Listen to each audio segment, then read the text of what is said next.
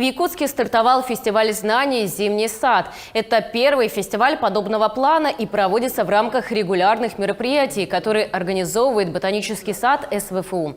Цель фестиваля не только в том, чтобы люди посетили его, а еще и узнали что-то о природе родного края, смогли тоньше прочувствовать и понять, что даже один человек сможет внести существенный вклад в ее сохранение. В мероприятии привлечены как ведущие ученые, студенты, так и школьники. Они расскажут о своих научных работах, исследованиях, чтобы каждый мог открыть что-то интересное для себя. В течение 1,5 месяцев по выходным дням будут проведены семинары, мастер-классы, просветительские лекции для взрослых и детей. Вход на все мероприятия свободный.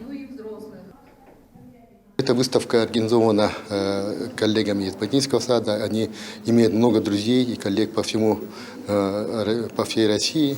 Да, и, можно сказать, это большое доверие, то, что они свои рисунки отправили сюда, чтобы мы показали нашим детям, нашим жителям. За месяц вот эту выставку посетят многие жители нашей столицы, да, может быть, и приезжие гости нашей столицы. Да, и я надеюсь, это окно прекрасное, окно в биологию, в науку и к любви нашей родной природе.